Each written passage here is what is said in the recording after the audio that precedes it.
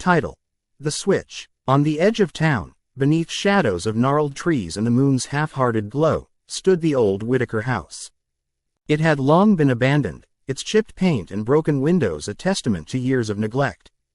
Yet, for 15-year-old Evan, it was a siren's call.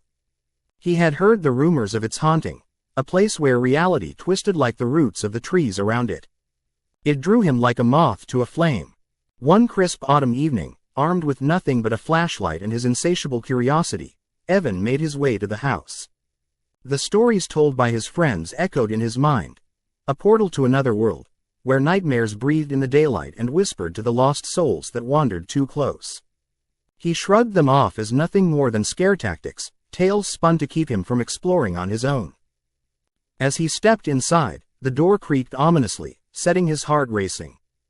Dust motes swirled in the beam of his flashlight, revealing remnants of a life once lived. Old furniture stood shrouded beneath sheets, and the air was thick with the scent of mildew and decay.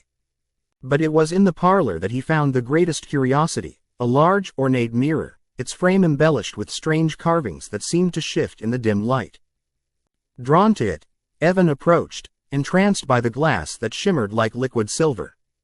He leaned closer, examining his reflection. But it wasn't just him staring back. Behind the surface, a whirlwind of colors twisted and turned, a pulsating mass of landscapes and figures that twisted reality itself.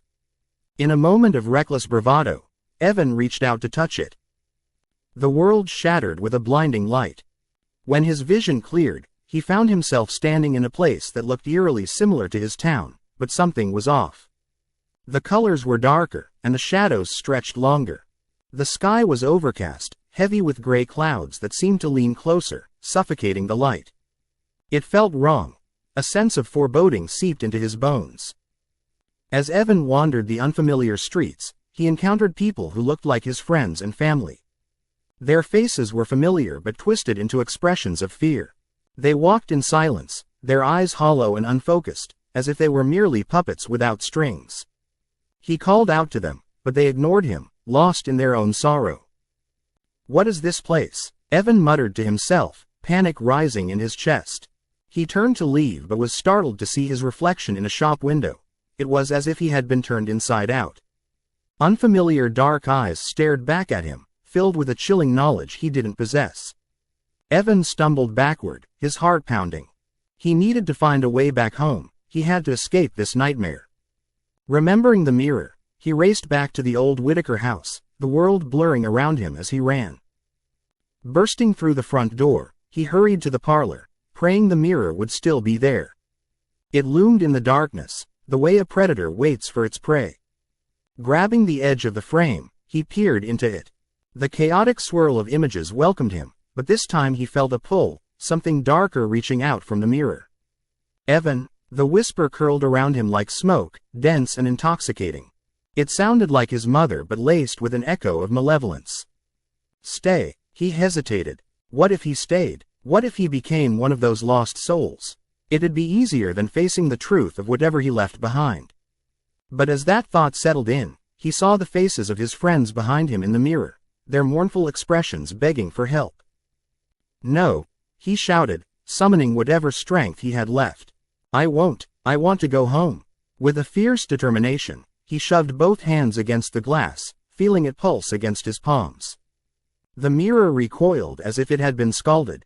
For a moment, the world swirled again, colors leaping to life as he felt himself being torn apart, the very concept of reality fraying at the edges.